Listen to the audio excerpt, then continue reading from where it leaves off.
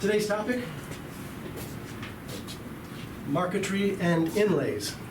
And I thought I'd start with something which, frankly, a year or two ago, I would have needed to have a conversation about Marquetry and Inlays.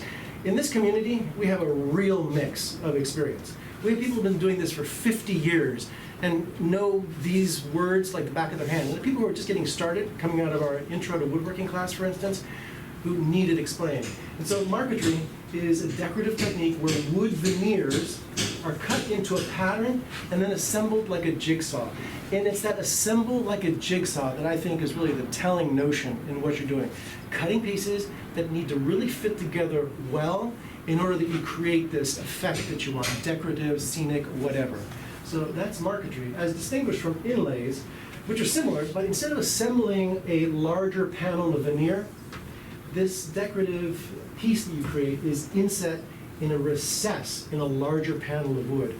So assume someday a big piece of oak and you have maybe a smaller marquetry piece and then set it right in there so that it's flush, it's tight, all the pieces fit well, and it becomes a part of the scene.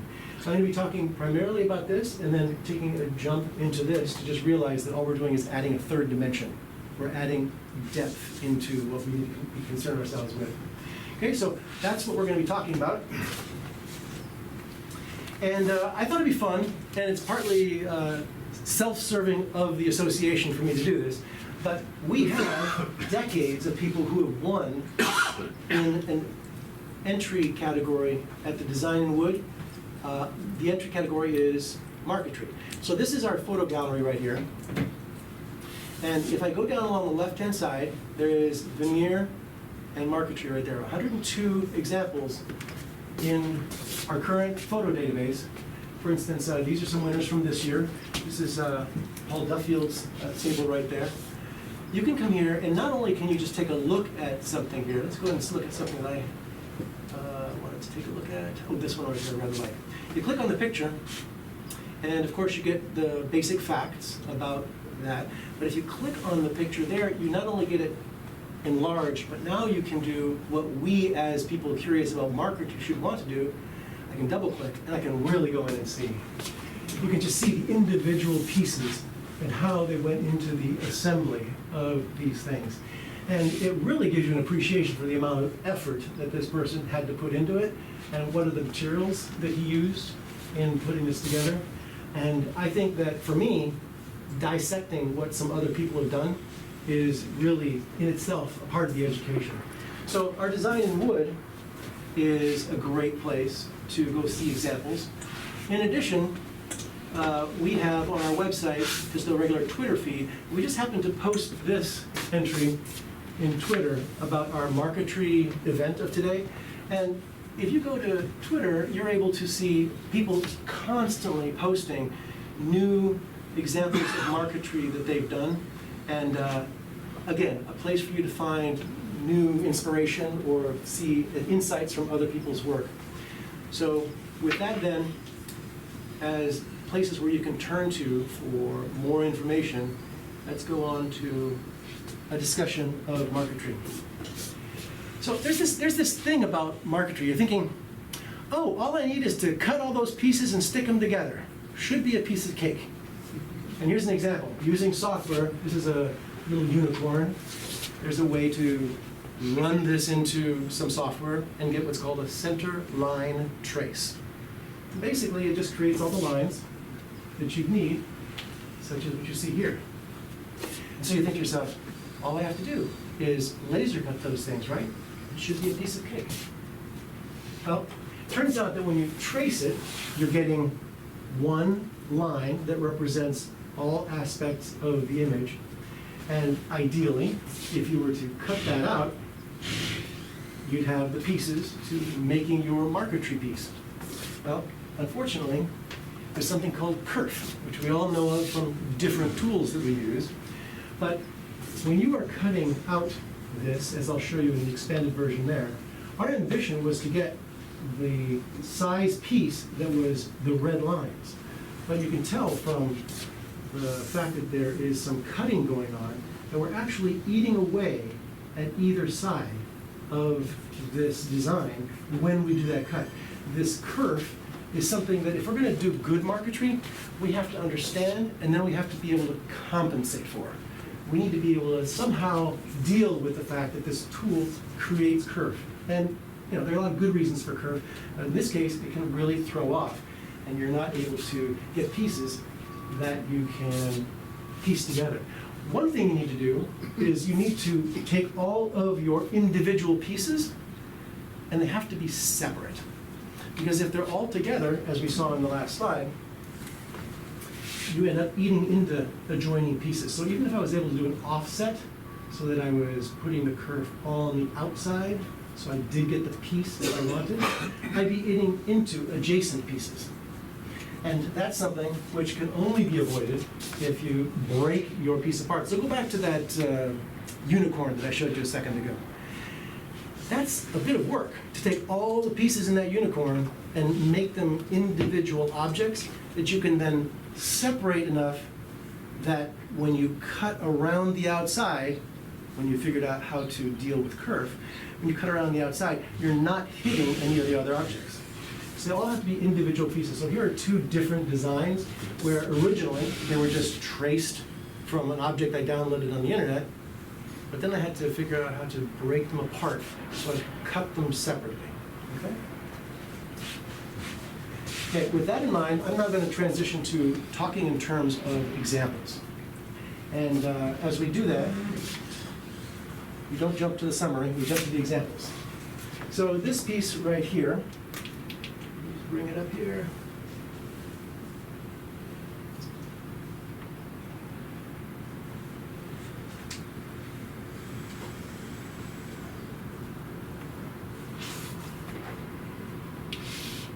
This is the kind of thing when you have a room full of people that you would have done in advance, okay?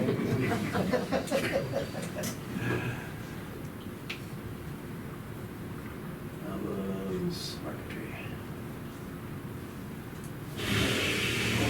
So just for your information, this is the piece that won at this year's fair for marquetry. And if you were to zoom in, as we were just showing you could on the website, you'd be able to look at a lot of the detail. A lot of this is broad brush stuff, but if you look into this area here, for instance, oh my goodness, the detail. You have this water feature. Look at the way he's used the grain, and probably the zebra wood right here to give a sense of structure. All the little pieces that go in there. It's a lot of detail that this person has put into this package, and it all started with some line art and a workflow that we're going to be talking about to be able to get the right size pieces to then piece together. This guy seems perennially at the fair to be submitting surfboards, which I doubt ever touch water. Anybody think this touches water? I don't think so. And at the last few years when they've gone, there's always something from him. Look at the long flowing strips that he has in there. And when you zoom in, it's really all beautiful and tight. This was another winner this year. A simple scene, not as many pieces as some of what we looked at, but all the colors in there, the way it's stitched together, especially when you can use shades of blue to give a sense of depth. It's really well done. So kerf, we all know about kerf. Kerf is good, and kerf is, in our case of marquetry, kind of a curse. It's the gap left behind by the tool during its cutting. Most of the time we don't really care too much about kerf because we're just sitting there at a table saw and we're only concerned about the dimension in one side, trying to get our piece of stock to the right length. And so kerf is just sort of like whatever. However, there are many times when it's actually useful. Here's an example of a laser cut pattern where it's kind of beautiful. It allows for flat stock to become flexible in kind of a distinct way. It's got an ornamental character to it, looks kind of nice. This is something which is just using the kerf as a form of flexibility and structure, a little globe with a light in it. Here's another one. This was you taking 3mm stock and being able to flex it. There are many different kinds of kerf patterns using a laser that you can cut and get different behavior out of the resulting cut. But these are all good uses of kerf. I mean, obviously if you use a dado set and try to put up some box joints, this is a wonderful use of kerf. This is all about kerf. getting perfect fits together to come up with some great joinery. So lots of places where kerf is really useful. But when you're dealing with a scene like this, and you're going to try to turn that into a marquetry project, it's a big job. And you've got to not only separate that, each of those pieces, you have to deal with the kerf of the fact that the laser will be behind the gap. Here's an example of just some kerf, just very simply. This is kind of a coarse piece of veneer, and that width that you can see visually from a distance is the kerf. It may well be that it's between 1 and 3 millimeters, but it's cutting equally on each side of wherever the line was that you said, I want you to cut this line. Well, it's 3 millimeters, and it's cutting out 1.5 on this side and 1.5 on this side. And I say millimeters, I mean 0.3 and 0.1. It's a very small area that we're talking about here, but it is of consequence. Another couple of things to be thinking about when you're using a laser to cut these pieces is, you can see here there's some burn marks.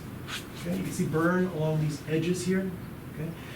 Two things that I love to think about, mainly because I'm inspired by other people's work, are how they use the grain, the character of that grain in the piece that they're making. So they need to be thinking about the orientation of the grain, keeping it together. In this particular piece, I wanted the original grain to be kept in its position, and so I had to remember which piece was which. I had to remember how they flowed, but obviously we've got an issue here with burn marks, which is another aspect of the marquetry you need to be concerned with when you're working with a laser. Now here is an example of a poorly done piece of marquetry. And the greatest way to find out, especially if it's something that's radially symmetric, greatest way to find out if it's flawed or not good is to zoom in at the very center. All those pieces would have to come together just right. And you might look at that and say, well, you know, I could nudge these down and nudge these over, and well, you can do that, but then as you nudge things in, you'd be creating a gap up here. So that's why you've got to get that kerf right, because in the end, all these things have to assemble into a space, and you can't rob Peter to pay Paul. You can't cheat. These pieces have to be the right size, and then they have to be fit together correctly. Sure. This is how you deal with the biggest issue having to do with cutting marquetry that will fit together well. You've got to understand the kerf. And as I do this, I realize I haven't passed these things around as examples. Let's pass these two things around. And Doug, if in the end, if they get to you, if you could just put them on the table behind you or something like that, why don't you pass these around? This is an example of the burn mark that you could see. In other words, I'm sending you over this piece right here on the right, and I'm going to be sending around this piece right here so you can actually peer closely into the gaps that are there. This was done with no kerf compensation, okay? Lots of kerf around. These places are loose. There's no way to get them to actually come together correctly. This is how you do that. So in this particular case, I created an array. At the very bottom here, I've written basically what my goal is, and you'll see in this picture right here what I'll be passing around. But I said I wanted to do a 20 millimeter circle. And all of these say they're a 20 millimeter circle. But in each case, because of a feature in Lightburn called Kerf Offset, in each case, I did a little different offset. Let's talk about that pattern. So here I said 0 offset. I didn't want it to be a little bit bigger. I didn't want it to be a little bit smaller. Here I said do an offset of 0.05 millimeters. So it's 0.05 millimeters larger. This was 0.1 millimeters larger, and so forth. In this row, I'm getting smaller. I'm saying 20 millimeters with a kerf offset of minus 0.05. So these are getting smaller as we go along here. I ended up then with holes that, from your perspective, all look identical. They're all the tiniest fraction of a millimeter off. And then what I did was I got my calipers. Did I ever mention to you what my favorite tool is? I love calipers. So with the calipers, I went through and I knew that only one of these was going to be exactly 20 millimeters. Because Every one of them was cutting with a certain offset that was a little different. Only one of these was going to be my exact goal of the 20 millimeters.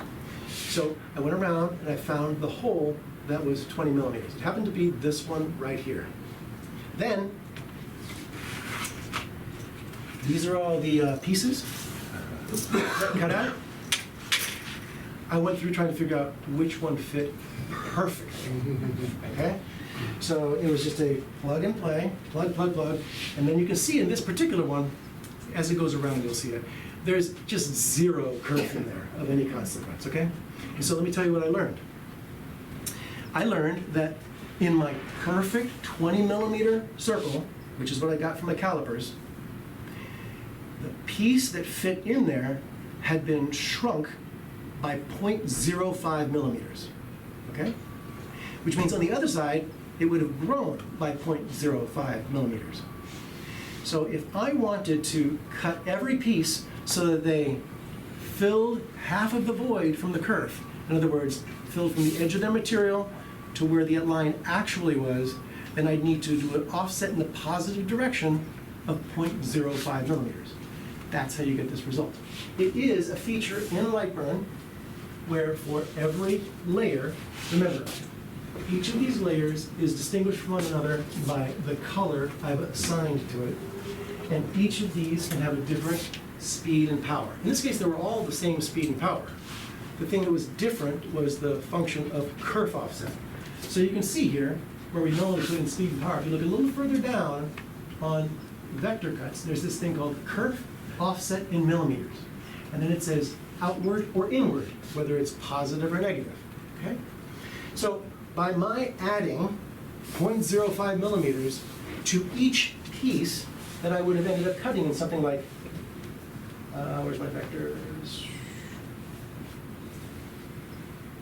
Okay, in the, where you saw the vectors broken apart, the star, where all the pieces had been broken apart so I could cut them individually, I would have to take each one of those and offset them by 0.05 millimeters.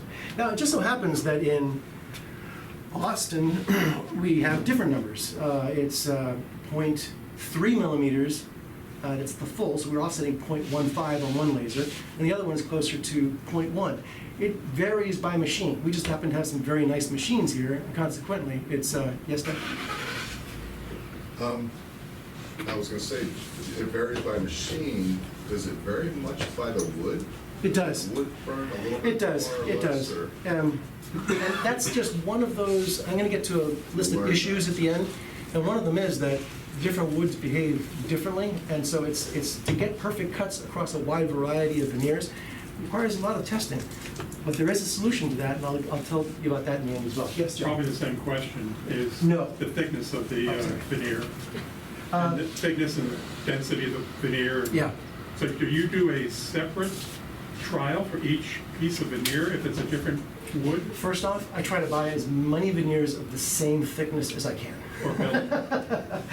And I actually have two categories of veneers in my shop, and I'll just do amongst the same thicknesses of the two categories that I have, because in the end, you want this thing to be flush. And yes, you will do some sanding, etc., but to the extent that you can start closer to the same thicknesses, not only is it good for marquetry, but it's especially useful for inlays, because you're going to create a recess in your wood into which you're going to set these wood pieces, and you don't want different heights of wood if you can avoid them. So you can sand, and it's actually really useful for hiding some flaws when you do the sanding, and I'll get to that in a minute. But I just happen to personally try to keep them within two basic categories. But you can't sand shade, or you can't sand if you're sand shading too. Right, good point, absolutely. For those who don't know, sand shading would be where you take a piece of veneer and in some heated sand, you can actually dunk and hold it different lengths of time, and it burns to create kind of a shadow effect. And it really can turn a piece of really static stuff into something that's almost three-dimensional. And to John's point, you can't very well sand that off afterwards because you lose the entire effect, right? So sand shading, great topic. We actually have Jeff brought experimenting with doing sand shading by defocusing the laser. So you actually have the laser provide linear kinds of shading, but doing it on the laser instead of just doing it through sand, etc. Less organic, result, but still, it's kind of a neat idea. So let me ask you if there are questions about this, because this is the key to determining how you get these pieces to the size you intended. You're compensating for the fact that cutting with a laser produces a kerf by taking your pieces and growing them just enough to fill in half of the kerf. And it's a feature in Lightburn. Each of these different layers here, it's the same speed and power, but they have different kerf offsets. And it was this little experiment that allowed me to determine what the kerf offset was for this particular laser. I'm gonna pass this around. Quick question. Yes. So if it's .05 on one of the machines, will that be posted so we have a good starting point, or? It's being posted right now. Guys, remember the number, 0.05. Okay, it's public knowledge. Posting our mind. Are they the same? They're different, I assume. Well, the power in one, and I think they would be different. I haven't actually tried them both. I just did one, so. Was a question back there? You just answered it. Okay, good. Yeah, I mean, one of the things we tell you guys all the time is when it comes to the lasers, oh, it's only him. Lou, what can I do for you? Is that feature visible in Lightburn It is. all the time? It is. Whenever you have a closed vector, that is to say, a line that starts and ends where it started, so you've enclosed space, this will show up as a feature. Yes, I'm sorry. Yes. So did you, when you did this experiment, was it with the autofocus or did you? Well, Because the focus would change. To be fully honest, that particular one, I did it my laser at home, so Okay. I just focused distance. I don't have it autofocus. Other questions? So, is there ever a case, Travis, I was trying to think, you talked about the offset of .05 when you're cutting out each individual piece. Yes. Is there ever a case where, it doesn't make sense now that I'm thinking about it, where there's a hole, you have to go the other way? In other words, you're trying to fill a void versus each other next to each other. Honestly, I've had so many mental infinite loops in my mind about this very topic that when I finally decided that every piece could just fill half the void, just having that as my basic rule was all it took to get good results. But you can do all sorts of things. But what if I'm starting with a certain size and working my way in, and there are things that can really throw you off. Just remember, fill half the kerf with your offset, and you'll be set. Okay. Now, the next thing that I want to show, this looks a little bit better. When you zoom in, you can see that I've still got in most revealing spaces the gap. But the truth is, this one actually does come together pretty well. I show you this because it really makes the point of another big challenge with marquetry. Placement. Placement. Getting those pieces to be the right position, next to one another, in the right sequence, without knocking one out of place as you're putting it all together. This one does actually slip down a little further, it's in a little bit, this twists a little bit and goes in. But this actually looks pretty good in the end. But that placement process is a real challenge. So what I do is, because of what we do with other laser projects using our contact paper, I just turn contact paper sticky side up. And I'll start putting my pieces in that way. As a matter of fact, you'll see on the back of some of these, there, well, this is actually the same thing but with tape. This is going to show you as I go around the gaps that are still there. But by having this down, I'm able to, with my tweezers, sort of do the nudging, and I can still pull it up and get it in position. Then I put tape on the front to keep it all together before I actually set it someplace, okay? So that piecing together is actually why in Austin, when we teach this class, I say, here are your pieces, go do it at home. Because you can't, it's such a tedious process to get accomplished in the classroom that our goal is to just show that it all fits together and then have them go get frustrated at home. Was there a question? Yes. Yeah, in terms of the curve, is it better to start with the outside at exact and then compensate for the inlay, or is it the other way?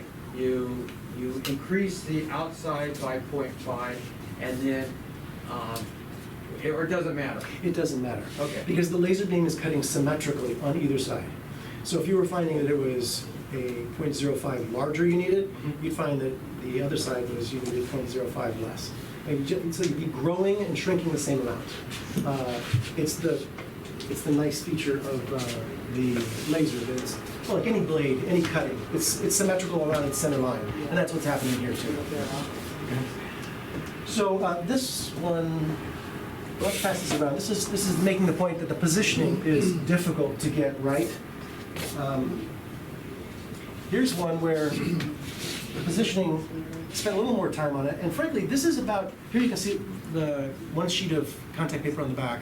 This has got all of the pieces pretty much right, and you will still see a little bit of gap right there. But frankly, you know, how perfect can you get? And that's why when it comes down to the final analysis and you're doing your sanding and your glue up, you know, these little tiny pieces, they get filled in. It becomes indistinguishable, as you'll see in the end. But these are tight. This is a good fit. But, you know, there's a little bit of a void. This is with all those points. I mean, how can you have like 4, 8, 12, maybe. A lot. Thank you. Who was the a lot person? Yeah. Is that you? We have a lot of points, exactly. So the challenge of getting those to all fit just perfectly was something that, I mean, this is about as good as I could probably get. So run that around. But that's a good question. Does it depend upon the geometric shape as well? Wow, that geometric shape, that's so important. Because Well, a circle, if you expand it, it's going to be twice the offset because it's going to grow a circle as True, opposed but- to a triangle. No, but the offset itself is just the cut plus a distance. So regardless how big the geometric shape is, you're still going to be needing to do the math to get you that half of the kerf offset, and you need to use that in Lightburn. I was going to explain a different challenge, but I think frankly it was this project right here. I started off this project with, oh, I'm just going to go find a Texas star on the internet. There's no shortage of those things out there. They're all over the place. And I did a center line cut on it, which means instead of it drawing, let's see if I can describe that. Let's use this as an example. So you see that circle around the outside. Typically, if you're going to do a trace of a object, a picture, it's going to do the outside and it's going to do the inside. It looks for where there's contrast. So I'll end up with an outside circle and an inside circle. Well, there are software like CorelDRAW, which is what I'm using for this, that do a center line trace. That means it'll draw a line in the middle of that, which is great. It's exactly what we need for this kind of a project. We don't need an outside circle and an inside circle if we're tracing an image. We need the circle. Okay, so that part's good. However, drawings and the vagaries of tracing mean that in the end, there was a piece that was a degree off, another piece that was a degree and a half off, and I don't care what you did to try to piece it together, they weren't coming together correctly. So in the end, on this particular project, to ensure the result, I actually had to go and design one wedge, and then I replicated that wedge, I flipped it on one axis, replicated it, and pieced it together. At that point, I knew it was perfect. And then, when I did the cutting, everything fit together well. So there are challenges out there in getting the right lines to use in a project like this, but there are also answers. And as we grow this community, hopefully we can turn to one another and get those answers. Yes, Pete? I'm struggling here a little Okay. bit about this offset thing. Sure. The assumption with using an offset is still that you're separating all the pieces, right? Actually, the consequence of separating the pieces, that is, the cutting process, produces a kerf. And what you want to do is you want to cut something slightly larger so that as you've cut that thing out, the kerf is on the outside of the object you want, and so you get the perfect object you were looking for. Okay, right, that's it. So the .05 that you referenced here, Yes. you believe that is the number for our machines of the kerf of the laser beam? On that one thing that's going around, For this veneer only. on my machine. Yes. I did that particular exercise on my machine. Oh, okay, okay. So we don't really know We this don't, one yet? we don't really know. I've done some things, but not, my good ones weren't done here, because I just didn't take the Would you time. guess that it would be smaller, No, larger? yeah. More powerful laser, and a bigger bed that it's got to stay true to. And I just got a really nice laser, so. Asshole. What was that? Other question? Yes? Would you be able to give a generic example? I know you probably don't know the exact values that you used for this piece, but like the brown pieces versus the lighter pieces, could you give an example of how you would approach setting the offsets for this? For example, would you make one negative and one positive, or would you I make just everything positive, Okay. and that way I take whatever's been cut out and I grow it just enough to compensate for that curve. Everything is offset in the positive direction, and they all sort of fill their half of the curve that was created. So the idea is to get the piece exactly the size you want. Exactly. That's exactly the goal. And the way you do that is you offset the curve enough such that you're cutting on the outside of the lines you want, and you get the exact piece you want. So when you're ripping a piece of wood, you draw that line, you know that if you're gonna cut your blade, if you're gonna put your blade right down the line, Yeah. you know you took it, so lots of times you go, okay, I'm cutting to the right of that line. Exactly. It's this- Same thing. Very good analogy, exactly. Yes, John? So if on a personal machine, if somebody did like that exercise, figured out what their offset was for that particular thickness of veneer, could you then, on every project you did there forward, program that offset in and probably be relatively I have found that safe? to be true. Yes. So you wouldn't have For to my do it on veneers on every my different machine, project. no, you didn't have to, and that will be something I talk about at the very end, because there's a way of dealing with these kinds of things. It's really cool. I'll show you in a second. Yes, go ahead.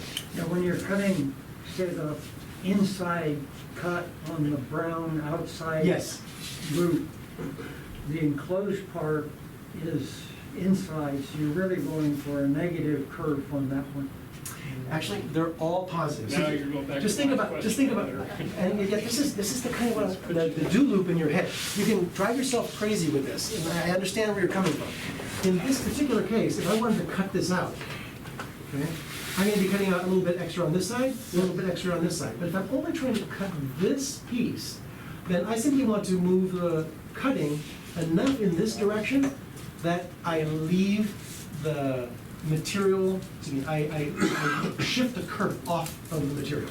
So I actually get what I want. So that's a positive, and it's positive. It's not positive and negative as an inward and outward to the piece. It's positive and inward and outward as regards to the center of that thing I'm cutting. I thought it was inward relative to the enclosed It's not. vector. Yeah. It's actually, outward is bigger. Think about it in those terms. Well, yeah, on one enclosed vector, positive would be outward on one cut. Unless you're going in the opposite direction. But you're on the inside of that brown, the outside brown piece, you're actually, the enclosed vector is not enclosing the brown piece, it's enclosing the oak piece. I can see the logic you're using, but I'm almost certain I always did adding 0.05 as an offset. Okay? So let's not worry about that. If it's positive or negative, it's still the same logic to get there, and you'll find out when you do your test fit whether or not it was correct.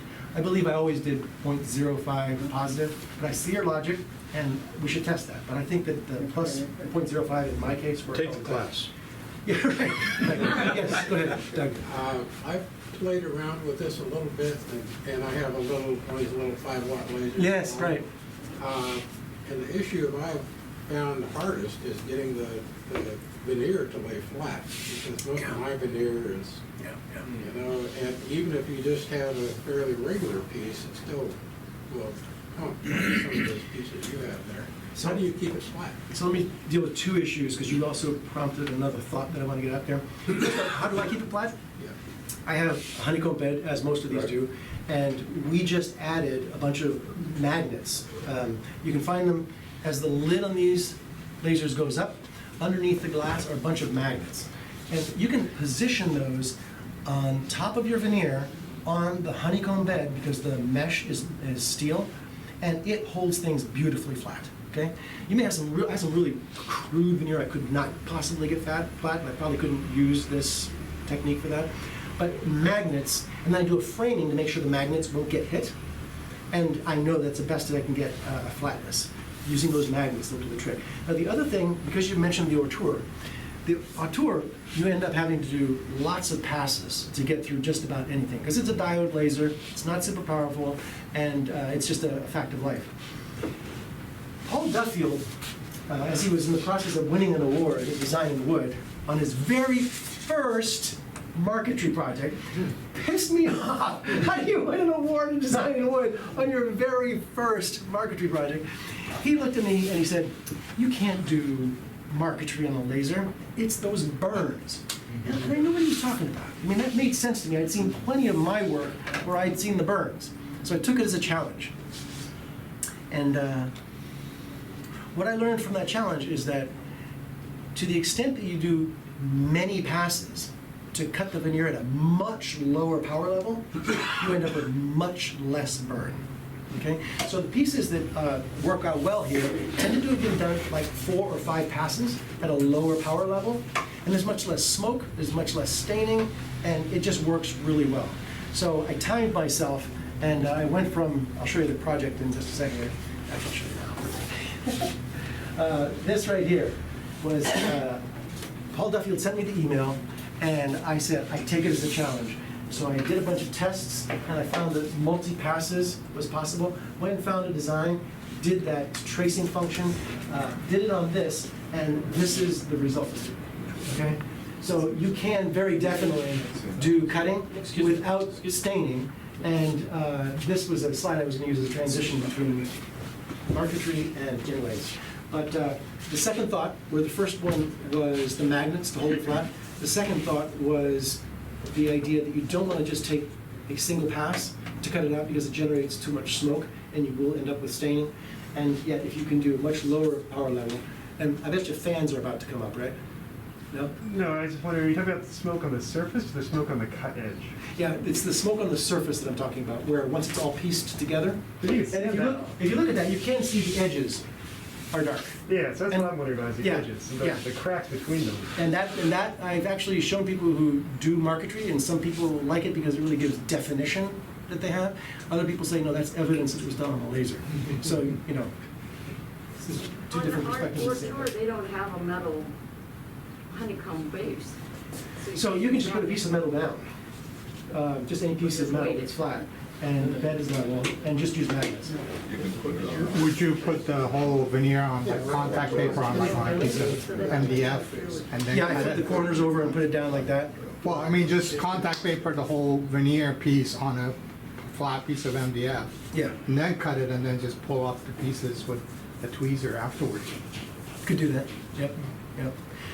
Yes, Doug. Did you vary your Z to get a more straight curve, or did you? No, these are so thin, 1/28th, 1/64th of an inch. Yeah, it's just, there's nothing there. So I just focus on the surface and cut. Here's the one that I want to pass around, which is going to reveal two things. One is, you know, it's a pretty nice result. But two is, this is, I was telling you earlier, I think it was Bob Stevenson told me the big secret to fine woodworking and keeping everybody believing and knowing that you were the best is everybody makes mistakes, but how well can you hide them? And I thought, that guy's a genius. And this is an example of hiding them. When I go ahead and I sand afterwards, if I've just put my glue up and it's down, it's had enough curing time, and then I do sanding, all those voids get filled in with the sand. And it just looks so good. So you take a look at this, I mean, even if you were, take a look at this, it looks good. You put a microscope under it, which sadly I now have, you'll see flaws. But the point that this is making is that you can have those flaws be inconsequential, and this is an example of that in action. So, any questions before we move on to inlay? Sure. So have you One ever question. used sawdust and super glue and sanded out? Well, it's essentially what is happening Okay. when I talk about, Yeah. because I just use yellow glue, and then within a certain amount of time, I do my sanding. It's all nice and tight, and then there's enough in the gaps that it sort of holds it all in, and it's great. It's great. Yes. When you take that star that you said was defective, can you see that? Did I say that? You said it wasn't perfect. There you go. Okay. Can you take that and see it on the screen before you start cutting and see any of those gaps? or is that not accurate enough? Where you're looking at the, where you run a picture Yeah, of what you're gonna cut, yeah. and the final product is there, can you see those gaps Where is this picture being taken? on the software? In the Lightroom. Oh, okay, so guys, I mean, I didn't know you, Thank you. I didn't know you knew about that feature. So Much better. one of the real cool things that we now have, and we haven't set up a class for it, and one of the reasons for doing these sessions is to learn what people want and don't want. We have cameras for both lasers, and Paul, they're only installed on one currently, right? Only one is Just one. installed. But we have cameras, and so here's the thing. If you lift the lid and you have the camera turned on in Lightburn, you can see your entire bed. And let's say, for instance, that I had some really interesting grain in some veneer, and I wanted to place my vector in just a particular orientation on that veneer, because I wanted to capture the character of that particular stock, then I can do that using the cameras. We haven't set up that class yet. You can see the grain, but you wouldn't see the piecing together, because you don't do the assembly. You do the assembly off bed, so that would be a different topic. However, I think it's you who keep asking questions about something I want to talk about at the end, and this is another thing that will come up at the end, is how do you take all this veneer you have and really get exactly the grain you want, and know from any given piece, here's a piece of veneer I've got here, here, and here. How do I know what's left? How do I take advantage of what's still there? This is a really cool software I want to share with you folks, and it makes this thing even better. Yes? So what software do you use to take like JPEGs and turn them into vector drawing? I use CorelDRAW only because I don't know of many. Doug, does Inkscape do centerline trace? Most likely, I've found. So maybe that Inkscape, before, which is but free, and I- Corel, which is cheap. But you need the centerline trace to pull this off. Anybody know of any other, this is the thing about community, I can ask people. Anybody know of a centerline trace package? What about Illustrator? It must, but I mean, at $40 a month, I'm not gonna pay for it. So it's a hypothetical. Whereas Corel is $80 and you've got it forever. But Adobe Illustrator does. Okay, there you go. Yeah. All right, so let's, Kevin? yes, Excuse me? I'm sorry, go ahead, Eric. Now, what do you put underneath the veneer that you then lay on the honeycomb bed? I just lay the honeycomb, I lay veneer straight onto the honeycomb How do bed. you keep the pieces from falling into the honeycomb? You don't. But in my case, unlike here, my honeycomb isn't sitting over a big basin underneath. Yeah. My honeycomb is sitting on a steel bed. And so it basically goes through. Now, another feature that we have on our lasers that we didn't have before is that we can actually vary the power of our air compressor. So when it comes to air assist, which is what we call air that's being shot through the nozzle down onto our workpiece, we can vary the air pressure. We have a high and a low button on the left-hand side of the laser, and there's a variable control there as well. So we can dampen it down as much as we would like, and so there's a way of controlling how far these pieces fly by changing the power of the air assist.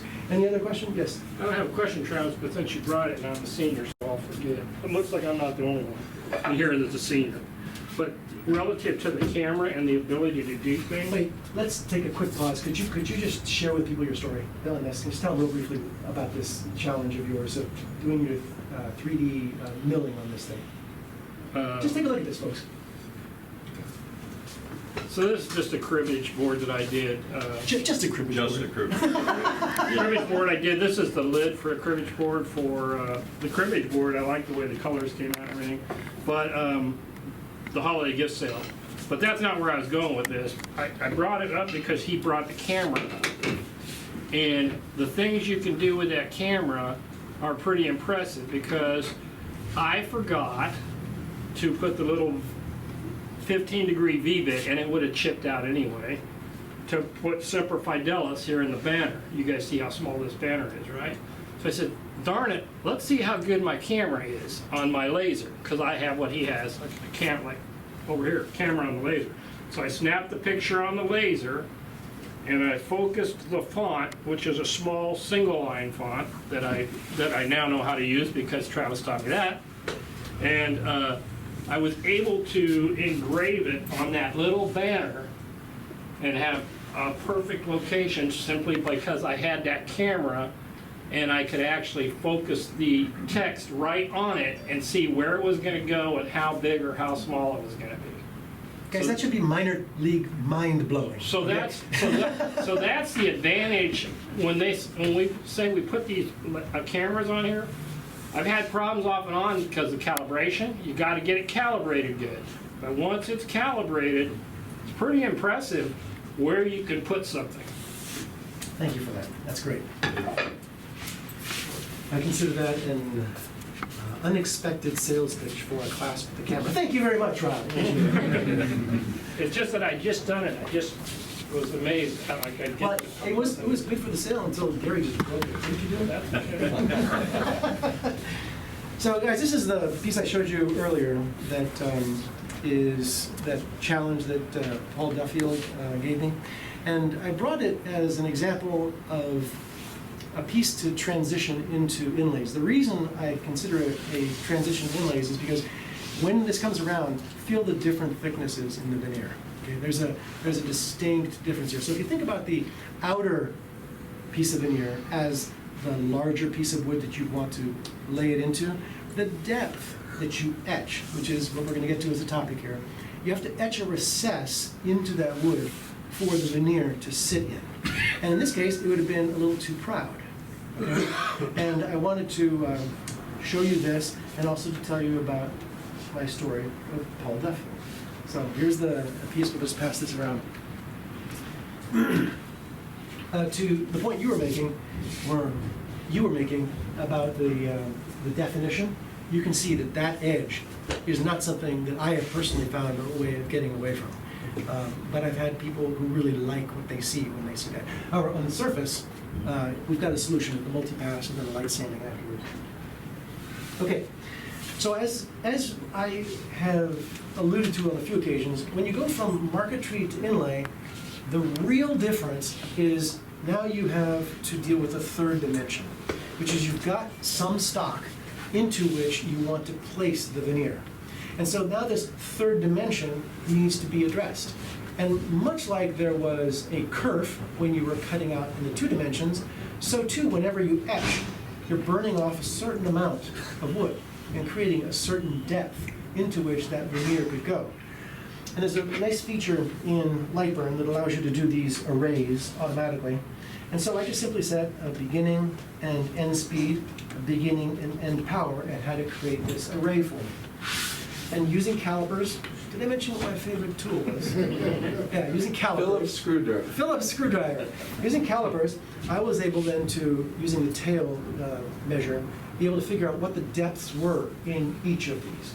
So between my calipers on the veneer and my ability to measure the depth in each one of these, I came up with a speed and power setting for this particular wood that might well allow me to create the recess into which the veneer can fit. So this is a feature that was really important in order to get the inlay going. Hey, Travis? Yes? Could you give a class on proper techniques for using calipers and having just the right... I would love I cannot ever get it to duplicate everything. Would there be anybody attending it? I would. No, nobody's ever shaking your heads. Come on, people. Yeah. How accurate is the depth when you measure it to the Lightburn? I guess it's according to the length. So it's a little bit tricky because if you think about the bottom of your caliper, it's a rectangle, and so if you're not perfectly square going in, you could be tilted a little bit. So I'd say it's quite close, but the error is the user error. I mean, it's not the tool itself. I just try to make sure that it looks as though it's perpendicular and sitting on the edges all around, and that depth is what I go with. Not perfect, but good. You need a machinist's depth gauge that has a point. Yes. That will get into the recesses to accurately measure that kind of. Interestingly, folks, we've had one around here for about 5 years. We've never found a use for it. It's like a one-sided caliper. Yeah, right. Yes. So how flat is the bottom of those cuts? Well, first off, we're not particularly concerned with how flat it is, because depending upon so as you're doing an etching, you're going back and forth, right? And every time you go to a new line, there's what's called a line interval.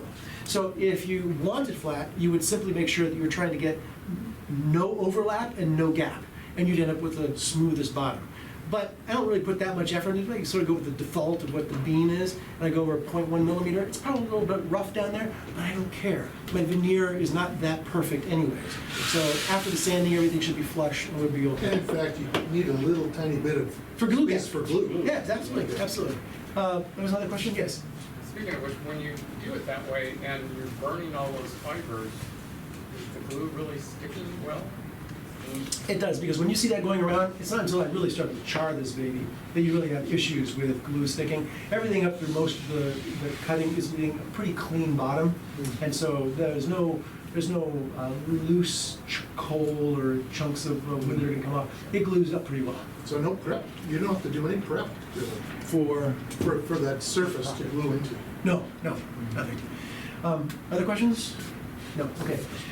So this is a little board that I'm going to pass around, and it's for you to take a look at two things. One is the reason for needing to do that little test that's going around is to get the right depth. Here's one that shows really an excessive depth. I'm not going to use any veneer that's this thick, and it'll be an example of overkill. This was too deep. The other portion of this piece of wood has a similar process done to it, but in this case you'll see that it is a recess, and you'll also be able to see that the veneer fits right in there. So that was the right depth. And so on this piece you'll be able to see overkill, and you'll be able to contrast the fact that I don't think there's any sanding done on this or anything. It just fit right in there and was flush at the bottom, and it just fit. So I got the right depth from my etching. Could you guys continue to pass that back that way, just so that people can see? Yeah. Oh, it did? Oh, okay. Doug, thanks for doing a great job of collecting everything. Appreciate it. Yeah, they went all. Is that tackiness Hey, regarding, of contact paper Yeah. too tacky? Yeah, Or do yeah, you that's need another to issue. get a different, No, I happen to have a really light tack okay, paper, and yes, that could be an issue, because if you can't pick it up with your tweezers and just nudge it, and you break it? Yeah. and you break it, yeah. Well, thankfully with the laser, you just cut it over real quickly, but still, that's a good point. You need a really light tack contact paper. Travis, Yes. center line stuff, Yeah, Corel might be one of the best ways to do it it. is. I just searched for it. Yeah. Inkscape does have it. Okay, cool. Jason Oz from Lightburn. Yes. It was requested as a feature, Ooh. and basically, it's tough to implement. Okay. That's what it's on their list, but it's tough to implement. Inkscape has it, but the deal is you gotta do an edge detect to do the trace, Yep. get the two lines. Yep. Fill it in. Got it. And then do their auto trace. Got it. That makes sense. Then get the center line makes pretty sense. accurately. Well, So it's Corel not does as smooth as. Corel does a really nice job. As a matter of fact, right in the menu, there's a default for centerline trace, so it's very quick to implement too. Yes, Peter? How thick was that veneer or that piece that you said was too thick? I don't know, but we can get some calipers and find out. It was just obviously much deeper than the veneer. So here's a piece that was just the full thing done correctly, but with lots of burn, for you to appreciate how bad burn can make this stuff look. And then I went ahead and did this piece, which is, it's nothing more than taking a little bit of walnut and cutting it out. There was a different issue here. No longer are we worrying about offsets of pieces fitting together in a piece like this. You're worried about this piece fitting perfectly into that recess. And so you have a curve here, but you don't even care about the curve, because all you really care about is that piece fitting into the recess. So you actually have to do test cuts on the material underneath and figure out through actually test fits what the offset is. Once I got it dialed in, all these pieces fit in just beautifully. But this is one which, at a distance, just because of the choice of woods, I think primarily, looks really good. And yet, as we zoom in, again, at a first blush, looks quite good. But I want you to notice, my wood here stops there because it tapers down to such a small gap. There's no way my fibers were going to hold together on something like that. And yet, because of my glue up and then sanding, it filled in the color. This is my learnings from Bob Stevenson. Just hide those flaws. You can also see that when you see this piece come around, this is a very tiny gap, but there is a tiny gap, and it was because of the sanding that, again, from a distance, it looks fantastic, okay? Here's another example. Just from a distance, it just looks really tight. I have this slide in here to show you the other challenge, though. The other challenge with these is, to the extent that you fill the pocket with too much glue and you're not careful during glue up, you end up with stains that you're going to get onto the veneer. So it's a really kind of touchy pocket, because in the case of an inlay, you have a pocket with boundaries, and too much glue is going to ooze, and obviously you don't want that. But you don't want too little, because then it's not going to stick. Whereas with the veneer, it can just ooze out the sides. You don't have to worry about it as much. I just wanted to show you the flaws. There are a couple of places where there's sort of glue affecting the wood. So just another learning. In summary, yes? Before it passes around. When you said this was showing burn marks, was it burn marks in the base material? Or? No, this was burn on the veneer from the cutting. Because I wasn't doing a multi-pass cut, I just did one cut. And so it was more intense, it was more smoke, and the air assist sort of blew it onto the wood, and I didn't sand, so you guys can see all the burn that was there. On this veneer or solid material, does that original burn make a difference? Is it done? Well, on this one, there is no original burn, because these are cut with 4 passes. I know, but when you cut it in, do you have to cut 4 passes? No, but if I did have smoke trace, I might want to do it in more passes. These are so shallow that it was just 1 pass. Yeah. And I had to call Lou for help on this. I said, Lou, I want to apply multiple layers of shellac. You've been doing this since age 11, remember? And he gave me the shellac technique to use on the surface of this piece. Thank you, Lou, appreciate it. Here's some conclusions from what we have. The 2 issues that I started off talking about with marquetry was the need to separate those vectors. You can't just trace and then cut, because that kerf will eat into neighboring pieces, even if you do kerf offset. So your pieces need to be separate, and you need to deal with kerf offset. The veneer thickness and cutability, a few people have made the point that, boy, depending on what stock you're working with, either the thickness or the variety or whatever, you're gonna have to dial it in for each of those pieces, and that's part of the learning process. Grain and direction, that's more of an artistic thing. I just love to have this is all, if you were to look at the patterns in this particular thing, it's the same piece. You can see that the grain was going this way and connecting to the next one, connecting to the next one. I mean, it came from that piece of veneer, and all its orientation pieces were the same. Smoke traces, we talked about the need to avoid that, and the easiest way of doing that is multiple lower power passes. And then the puzzle assembly, the light tack, the really light tack paper is what you need, because then you can pick up and move and get everything in the right position. When it comes to inlays, what's really happening is you're now adding a 3rd dimension. You're getting that depth. And there is a different offset to deal with, and that was where I said you needed to figure out on the edges whether or not you had offset it enough. I only figured out how to do that by taking my veneer and test fitting. When I finally figured it out for that wood, then whatever offset I needed for my recess worked across all of my cuts. But I had to test it to get there.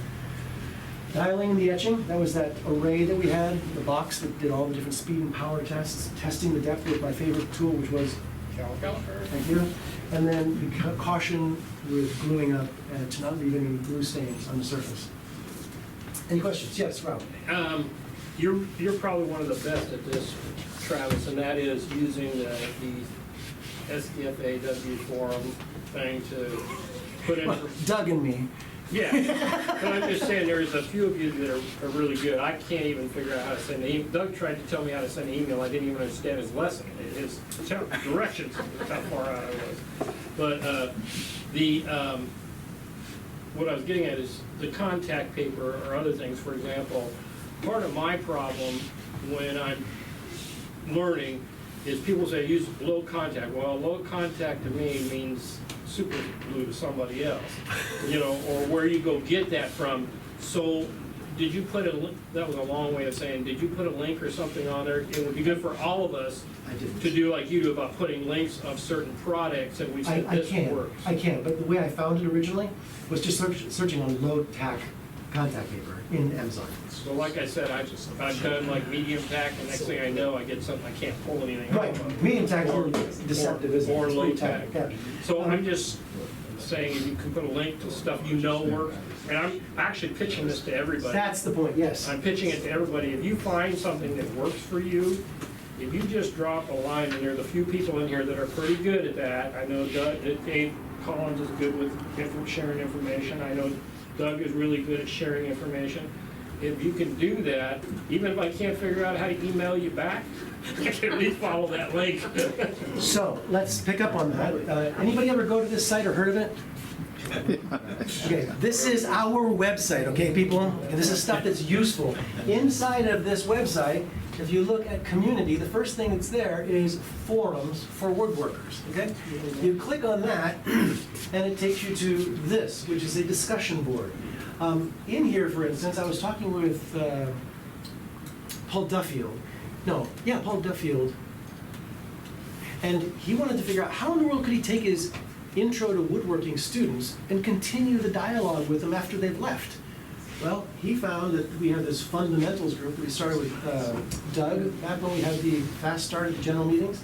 He said, it's perfect. I can send my students there to be asking questions and getting answers, etc. We also have a laser SIG item in here. And if you were to go there, you would find, obviously, tons of messages. And so this is where you can go and post things like Rob was saying. This is where you can go ask a question.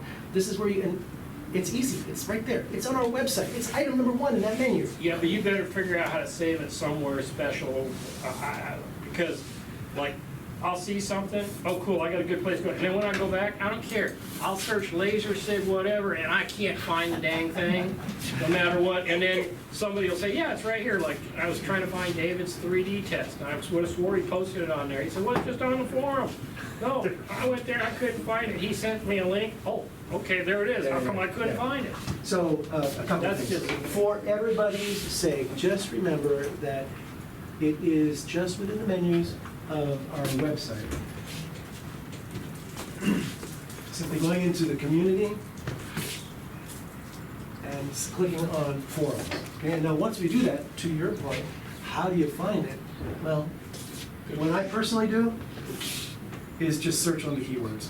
And then it surfaces all the posts that I look for. And this is the system that I use, and this is what Carbide 3D uses for the Shapeogo. This is what Lightburn uses. This is what, I mean, this is such a useful forum system that if you learn to use this, boy, answers are in the billions out there for you if you just know how to navigate this. It can be tricky finding stuff, thinking of keywords. If you had a user name, possibly that helps break it down. David, go ahead. So I got a few things. One, that was because it was on the Lightburn forum, not the SDFWA. Could you for just 1 second drop your mask so we can hear you?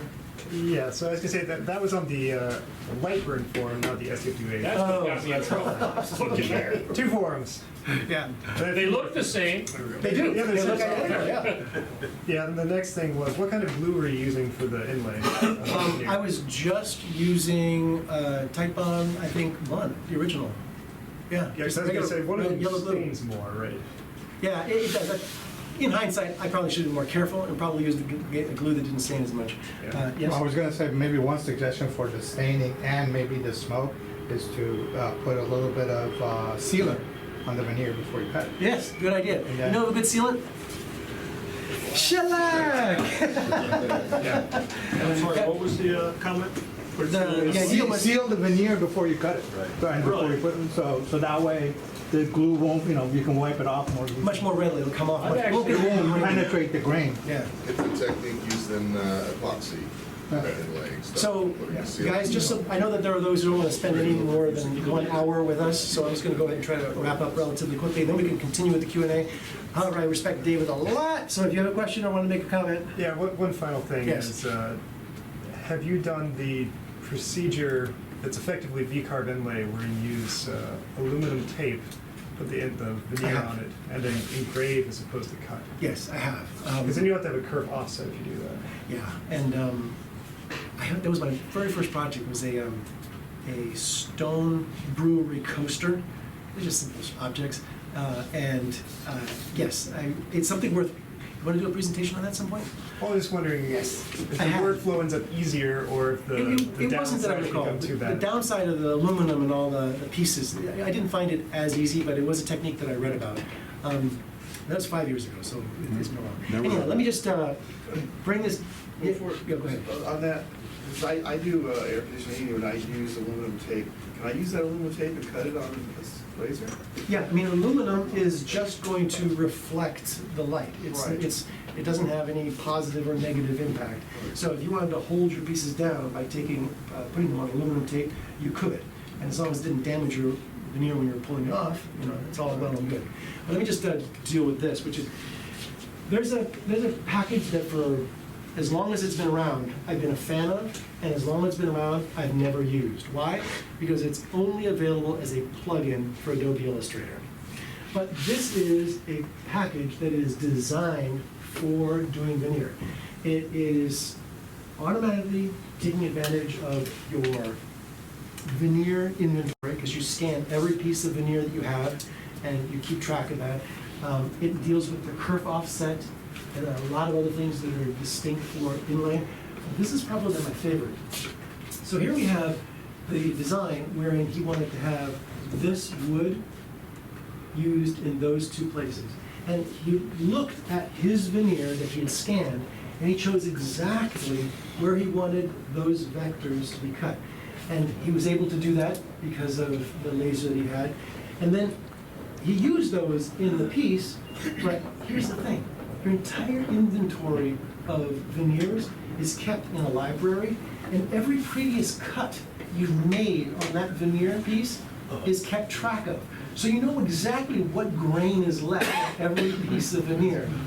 And this guy's just been spending years doing this. I've been a fan, so I write to him occasionally. I wrote to him last night because I said, look, it's just too much to expect that people in our community are going to pay $40 a month for Adobe Illustrator. And it's the only way it's available is as a plug-in to Adobe Illustrator. He told me 2 or 3 months ago that he'd heard that Corel was really the software that people use for design on lasers, and he had been toying with the idea. Last night he told me it is now his highest priority to create a version of this that will work as a plug-in to Corel. What that nets out to is, one, we could have Corel on our machines, and we still have a license somewhere. We could have Corel on our machines, and we could buy a copy of this, and you could use this here. Secondly, you could do the same for yourself, but most importantly overall, it does not have a $40 a month Adobe Illustrator subscription associated with it. And so all of a sudden, if we had that as a resource, we could really, this is a funny word to use, we could really frolic in marquetry. And in the meantime, we have a means of accomplishing that with the Kerf Offset. But obviously, with these kinds of features, you really want to have a dedicated system, software that allows making this really easy. And hopefully we can get there sometime soon. I just wanted you to know about the software. The URL is amazoncanvas.com. Go check it out. But he told me just last night it was his highest priority, and I told him that we would be happy to be a beta site for him. So hopefully we'll have it sooner rather than later. How much is the plugin? Well, I think it's around $129 for Adobe Illustrator. No, I mean, oh, you mean the plugin 40 Adobe? Correct. And it's a a one-time one-time. first, one time, exactly. So again, it's two. Oh, and they have a version which works with CNC as well. So I mean, there's some interesting prospects down the road.